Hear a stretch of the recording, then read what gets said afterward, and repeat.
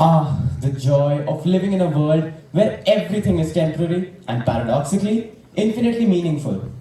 In the wise words of Alexander Pope, how happy is the blameless vestal's lot, the world forgetting by the world forgot, eternal sunshine of the spotless mind, each prayer accepted and each wish designed.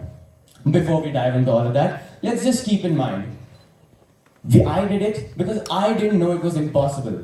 That's what we're going to be focusing on today. The pursuit of science tends to make people do the dumbest of things. Take, for instance, Thomas Midgley Jr., an inventor who created CFCs and leaded gasoline, only to realize that he had a penchant for causing global disasters. His grand finale, a pulley system to help him get up out of bed. Just look at this mechanism. It ended up taking him down, and by taking him down, I mean caused his death. Talk about a life and accidental consequences, am I right? Just ask Galileo, who looked up at the heavens and thought, you know what would be really smart? I should completely shatter everyone's belief systems and tell them that the Earth is not at the center of the solar system. And that went well for him, didn't it? For even suggesting such blasphemy, he was put under house arrest and he even died there. Just imagine a great mind like his being punished for trying to show his greatness, just because people didn't want to listen, because they didn't want to accept the truth. What sense does that make? None. Only after his death did his ideas finally take hold. So in a way, he found a way to influence the living even after death. Yet, in the face of mortality, there's a stark realization.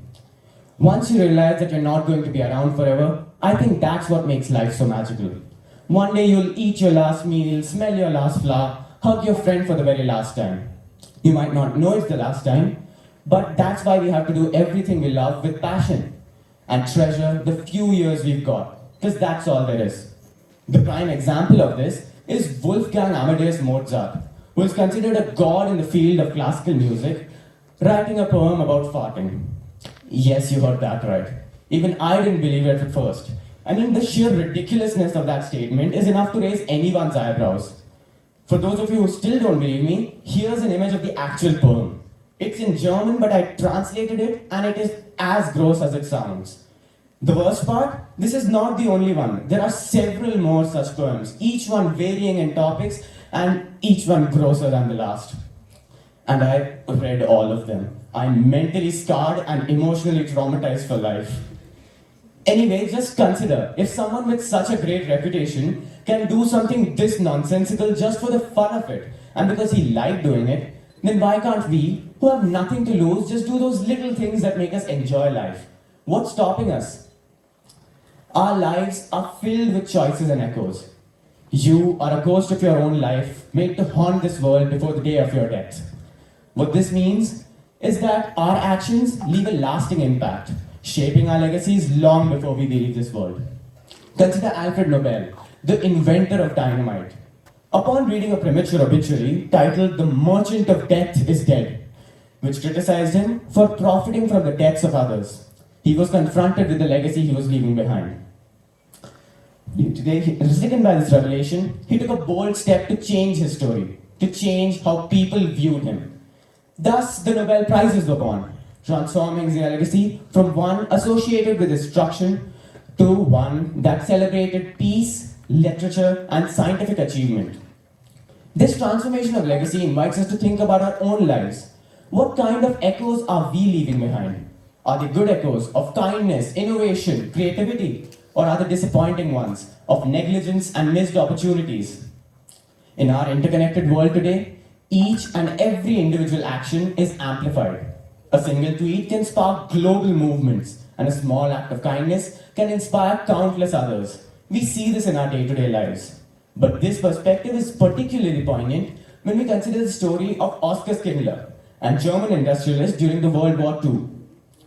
Initially profiting from the war, his growing awareness to the horrible atrocities being committed around him led to a profound transformation. By the end of the war, he had saved over 1,200 Jews from the Holocaust, a legacy which has been immortalized in the book and the film titled Schindler's List. You need to learn to hate life to the point that you want to get revenge on existence itself. In the beginning, the universe was created, This has been made a lot of people angry and has been widely regarded as a bad move. I mean, it's not wrong. Humans are programmed to be dissatisfied. It's that dissatisfaction which keeps us moving forward, innovating, striving, finding ways to satisfy our ever growing black hole of asks and wants. You won't believe how far pure spite can get you. Hatred of something is the greatest fuel to achieve it. This idea might sound extreme, but it speaks to the very frustration that we might sometimes feel when faced with the absurdities of life. The desire to confront and transcend those challenges that seem to mock our very existence. Going against the status quo is what gets things done.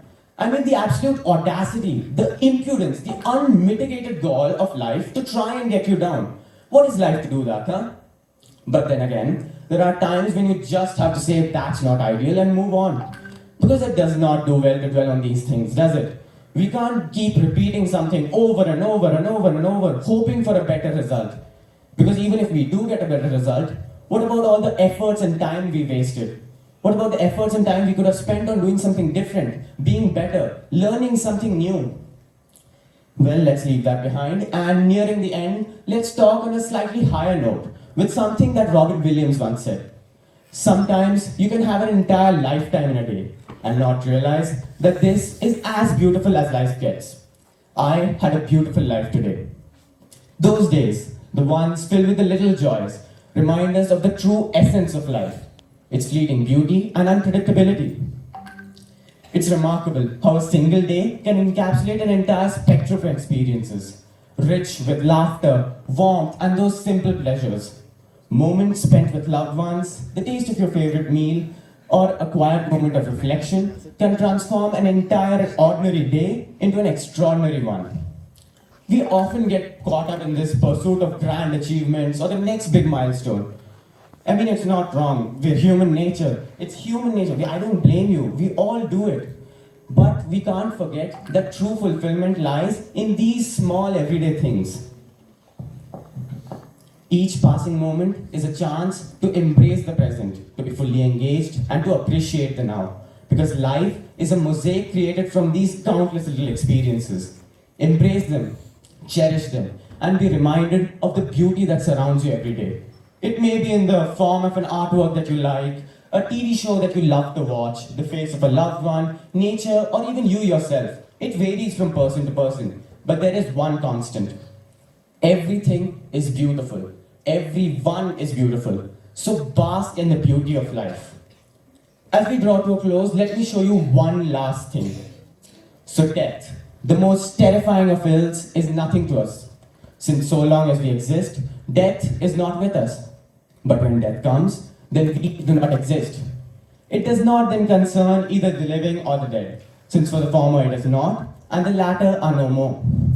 In facing the finality of life, we find the opportunity to live with greater purpose and passion, approaching each moment with a smile, sharing laughter with those we love, and just cultivating a heart filled with gratitude. By doing this, we honor not only ourselves, our own lives, but also the connections we share with others, leaving behind a legacy of joy and resilience. So let us live boldly, love deeply, and cherish the present, because every day you're alive is a special occasion. And each precious passing day is a chance to make your own mark on the world. So wear that fancy shirt you've been saving for a special occasion. Eat that last slice of cake. Treat yourselves. Wear those SpongeBob socks to a formal event. Because every day you're alive is a special occasion. And it's not just something that you can ignore.